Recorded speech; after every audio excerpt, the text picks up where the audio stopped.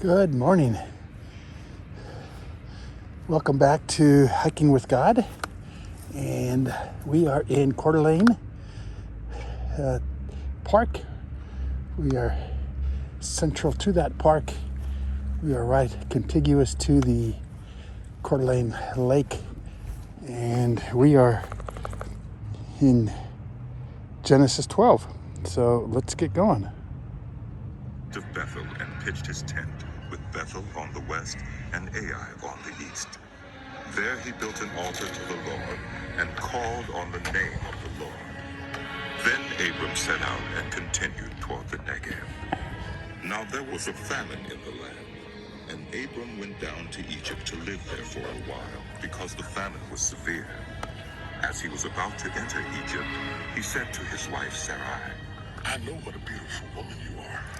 When the Egyptians see you, they will say, 'This is his wife.' And they will kill me and will let you live. So you are my sister, so that I will be treated well for your sake, and my life will be spared because of you." When Abram came to Egypt, the Egyptians saw that Sarai was a very beautiful woman. And when Pharaoh's officials saw her, they praised her to Pharaoh. And she was taken into his palace. He treated Abram well for her sake.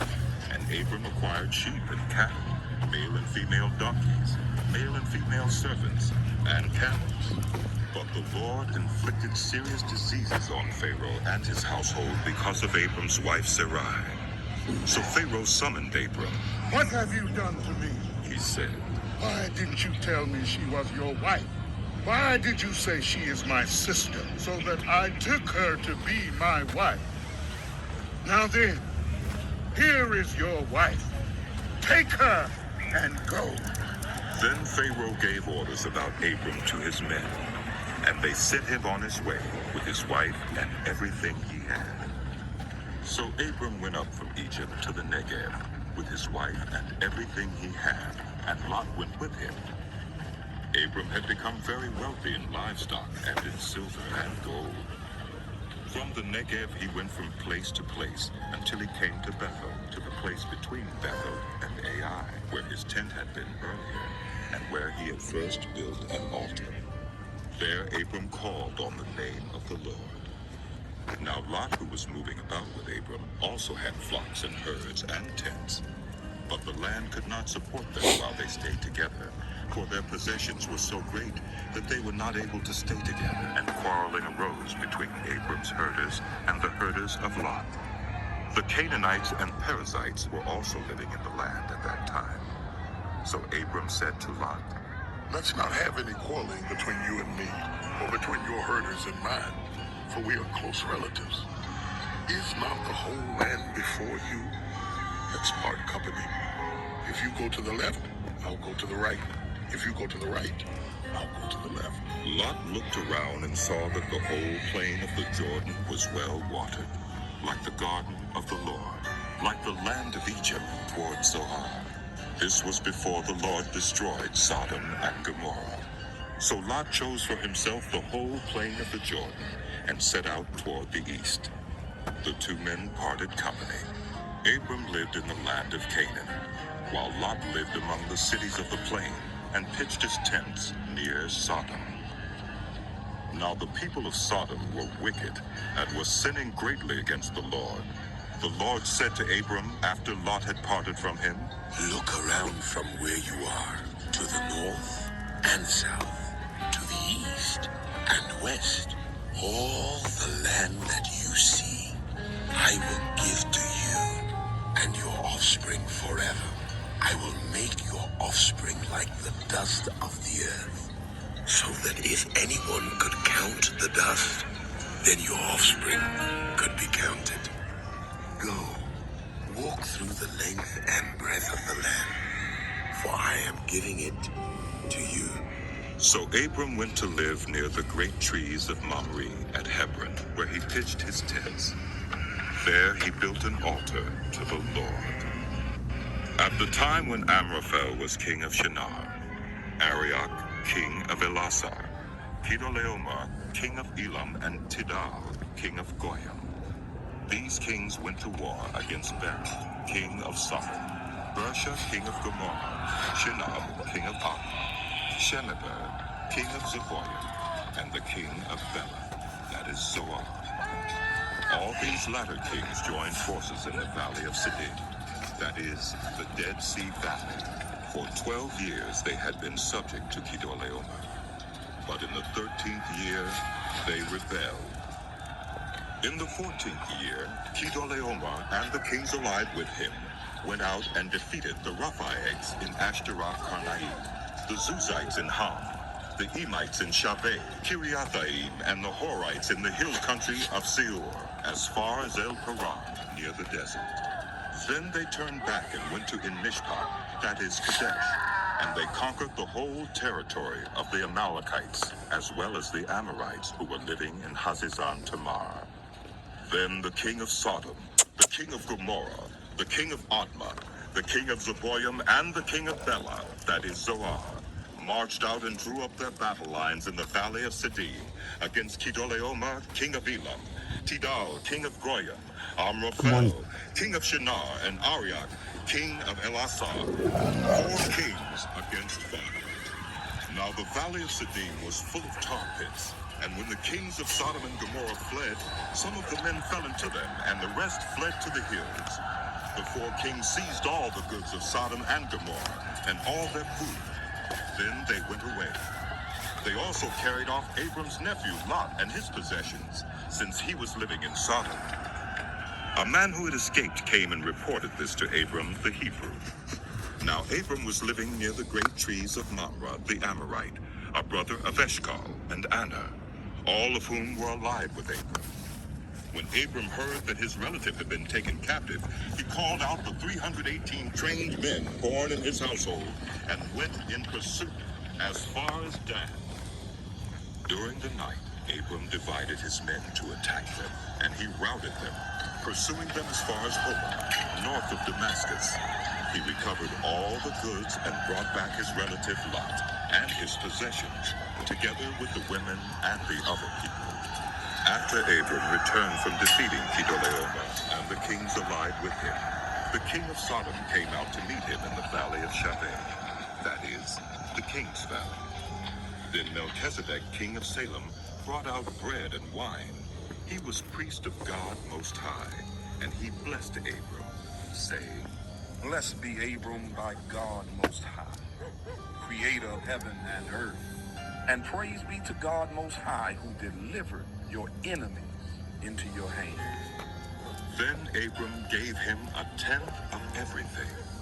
The king of Sodom said to Abram, Give me the people, and keep the goods for yourself. But Abram said to the king of Sodom, With raised hand I have sworn an oath to the Lord, God Most High, creator of heaven and earth, that I will accept nothing belonging to you, not even a thread or the thong of a sandal, so that you will never be able to say, I made Abram rich. I will accept nothing but what my men have eaten, and the share that belongs to the men who went with me. To Aner, Eshcol, and Mamre, that didn't have their share. After this, the word of the Lord came to Abram in a vision. Do not be afraid, Abram. I am your shield, your very great reward. But Abram said, Sovereign Lord, can you give me since I remain childless, and the one who will inherit my estate is Eliezer of Damascus? And Abram said, You have given me no children, so a servant in my household will be my heir. Then the word of the Lord came to him. This man will to be your heir, but a son coming from your own body will be your heir. He took him outside and said, Look up at the heavens and count the stars, if indeed you can count them. Then he said to him, So shall your offspring be. Abram believed the Lord, and he credited it to him as righteousness. He also said to him, I am the Lord who brought you out of Ur of the Chaldeans to give you this land to take possession of it. But Abram said, Sovereign Lord, how can I know that I will gain possession of it? So the Lord said to him, Bring me a heifer, a goat, and a ram, with a dove and a young pigeon. Abram brought all these to him, cut them in two, and arranged the halves opposite each other. The birds, however, he did not cut in half. Then birds of prey came down on the carcasses, but Abram drove them away.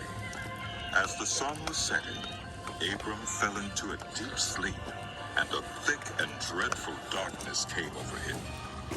Then the Lord said to him, Know for certain that for 400 years your descendants will be strangers in a country not their own, and that they will be enslaved and mistreated there. But I will punish the nation they serve as slaves, and afterward they will come out with great possessions.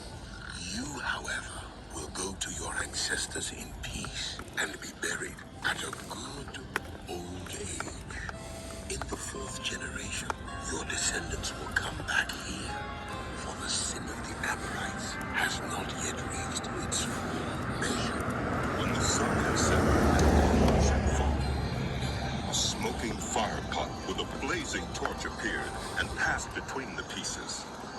On that day, the Lord made a covenant with Abram and said, To your descendants I give this land, from the Wadi of Egypt to the great river the Euphrates, the land of the Kenites, Kenizzites, Cadmonites, Hittites, Perizzites, Rephaites, Amorites, Canaanites, Girgashites, and Jebusites. Now Sarai, Abram's wife, had borne him no children, but she had an Egyptian servant named Hagar. So she said to Abram, The Lord has kept me from having children. Go sleep with my servant. Perhaps I can build a family through her. Abram agreed to what Sarai said. So after Abram had been living in Canaan 10 years, Sarai, his wife, took her Egyptian servant Hagar and gave her to her husband to be his wife. He slept with Hagar, and she conceived. When she knew she was pregnant, she began to despise her mistress. Then Sarai said to Abram, You are responsible for the wrong I'm suffering. I put my servant in your arms, and now that she knows she is pregnant, she despises me. May the Lord judge between you and me. Your servant is in your hands. Abram said. Do with her whatever you think Good morning. best. Then Sarai mistreated Hagar, so she fled from her. The angel of the Lord found Hagar near a spring in the desert. It was the spring that is beside the road to Shur. And he said, Hagar, servant of Sarai, where have you come from and where are you going? I'm running away from my mistress, Sarai. she answered. Then the angel of the Lord told her. Go back to your mistress and submit to her. The angel added, I will increase your descendants so much that they will be too numerous to count. The angel of the Lord also said to her, You are now pregnant, and you will give birth to a son. You shall name him Ishmael, for the Lord has heard of your misery. He will be a wild donkey of a man. His hand will be against everyone, and everyone's hand against him. And he will live in hostility toward all his brothers. She gave this name to the Lord who spoke to her. You are the God who sees me. For she said, I have now seen the one who sees me. That is why the well was called Beer Lahai Roi. It is still there between Kadesh and Bered. So Hagar bore Abram a son, and Abram gave the name Ishmael to the son she had borne. Abram was 86 years old when Hagar bore him Ishmael.